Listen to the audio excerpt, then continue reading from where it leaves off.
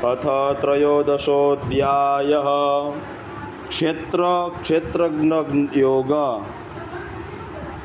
अर्जुन बोल्या, हे केशव, प्रकृति, पुरुषक्षेत्र, क्षेत्रज्ञ तथा ज्ञान અને જ્ઞેય એ વિશે હું જાણવા આતુર ઈચ્છું છું। શ્રી ભગવાન બોલ્યા, હે કૌંતેય, અર્જુન, આ શરીરને ક્ષેત્ર કહે છે અને જે જાણે છે તેને ક્ષેત્રજ્ઞ કહે છે। હે ભારત, વળી સર્વ ક્ષેત્રમાં શરીરમાં રહેલા એવા મને તો ક્ષેત્રજ્ઞ જાણ, અને ક્ષેત્ર અને ક્ષેત્રનું જે જ્ઞાન તે જ્ઞાન છે એવો મારો મત છે।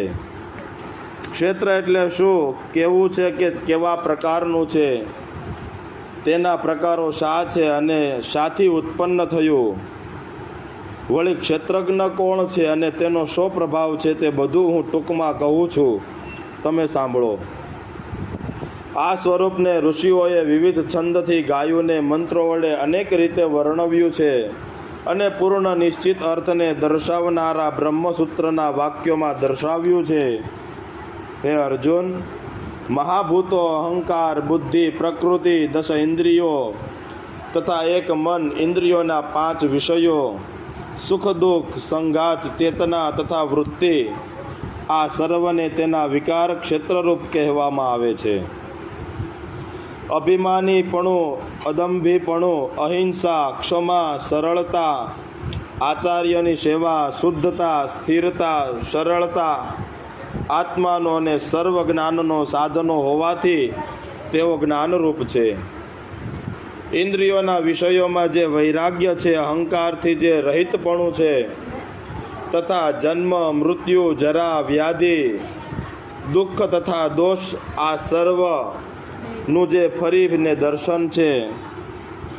પુત્ર, સ્ત્રી તથા ગૃહાદિ પદાર્થોમાં આસક્તિથી રહિત થવું, મોહ મમતાથી રહિત થવું તથા પ્રિય અને અપ્રિયની પ્રાપ્તિમાં સર્વદા સમચિત રહેવું, મારે વિશે અનન્ય ધ્યાનપૂર્વક એકનિષ્ઠ એવી ભક્તિ, એકાંત સ્થળનું સેવન તથા વિષયીજનોના સમૂહમાં જેની અપ્રીતિ છે, અધ્યાત્મ જ્ઞાનમાં નિષ્ઠા, આત્મદર્શન, આ બધું જ્ઞાન કહેવાય છે। આથી ઉલટું તે અજ્ઞાન છે। મોક્ષની ઈચ્છાવાળાને જે વસ્તુ જાણવા યોગ્ય છે તે જ્ઞેય વસ્તુ હું તેને કહું છું। આ જ્ઞેય વસ્તુને જાણી મુમુક્ષુ અમૃતને ભાવને પામે છે। જ્ઞેય વસ્તુ અનાદિ પરબ્રહ્મ છે। આ બ્રહ્મને સત તેમજ અસત પણ કહેવામાં આવતું નથી। તેને હાથ, પગ, નેત્ર, શિર, મુખ અને સર્વત્ર તેને કાન છે, અને એવા સર્વજ્ઞ સર્વશક્તિમાન રૂપિયા લોકમાં તે સર્વત્ર વ્યાપી રહેલું છે। સર્વ ઇન્દ્રિયોના સગુણો આભાસ છે, સર્વ બંધનથી તેના વડે થાય છે તે રહિત છે, સર્વને ધારણ કરવાવાળા છે, સત્વાદી ગુણોથી રહિત છે તથા તે સત્વાદી ગુણોના ભોગતા પણ છે। તે સર્વે ભૂતોની બહાર છે, અંદર છે, સ્થાવર છે, સ્થિર છે, પણ સૂક્ષ્મ હોવાની અવિજ્ઞેય છે, તેમજ આજ્ઞેય બ્રહ્મ અત્યંત દૂર તેમજ અત્યંત સમીપ છે। તે અખંડ અવિભક્ત હોવા છતાં ભૂતોમાં વિભક્તિની પેઠે રહેલું દેખાય છે। વળી તે જાણવા યોગ્ય સર્વભૂતોમાં હું પોષક, સંહારક, ઉત્પન્નતા કરતા છું। તે જ્યોતિના પણ જ્યોતિરૂપ છું। તેને અંધકારથી પણ કહ્યા છે, તે જ્ઞાનરૂપ છે। જ્ઞાને કરી પ્રાપ્ય થાય છે તથા સર્વ પ્રાણીઓની બુદ્ધિમાં રહેલા છે। એ પ્રમાણે ક્ષેત્ર, જ્ઞાન અને જ્ઞેયનું મેં ટૂંકમાં વર્ણવ્યું છે। તે યથાવત જાણવાથી મારો ભક્ત મારા સ્વરૂપની પ્રાપ્તિ માટે યોગ્ય થાય છે।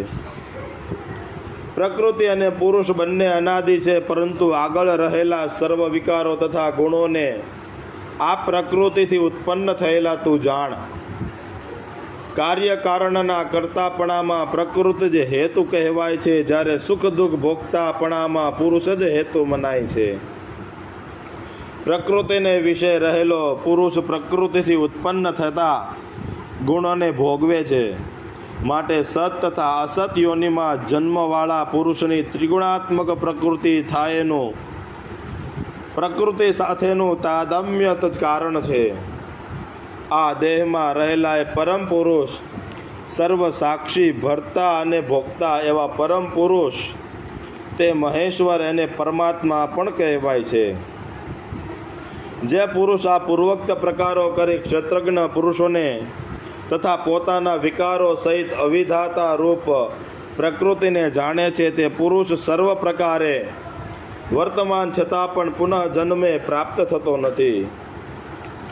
અને કેટલાક ધ્યાન યોગ વડે, કેટલાક જ્ઞાન યોગ વડે, કેટલાક કર્મયોગ વડે ચિત્તીને શુદ્ધ કરી તેનો પોતાનાથી જ પોતામાં સાક્ષાત્કાર થાય છે.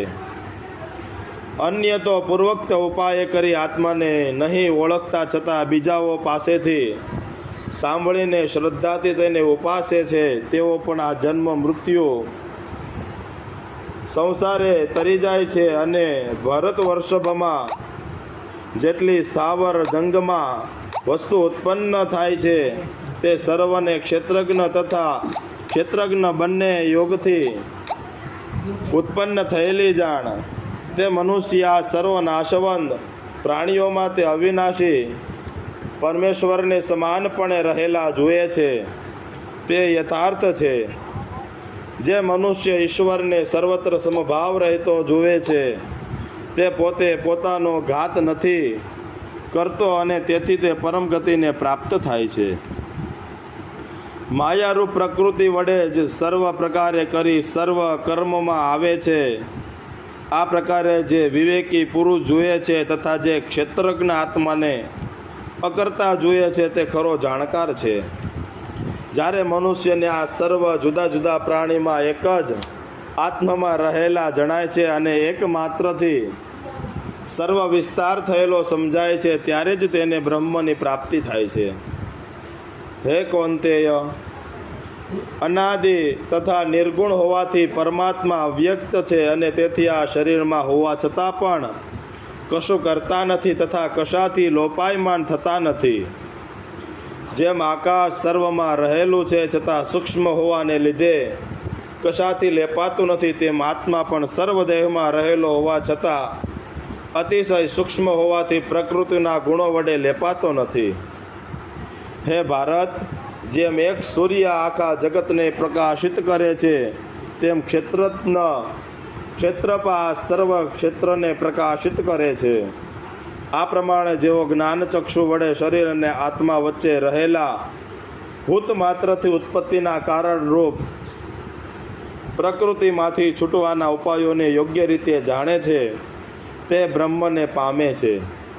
ઇતિ શ્રીમદ્ ભગવદ્ ગીતાયામ ઉપનિષત્સુ બ્રહ્મ વિદ્યાયામ યોગશાસ્ત્રે શ્રી કૃષ્ણ અર્જુન સંવાદે ક્ષેત્ર ક્ષેત્રજ્ઞ યોગ નામ ત્રયોદશોધ્યાયઃ. શ્રી કૃષ્ણાર્પણમસ્તુ. શ્રી ગોવર્ધનનાથ કી જય.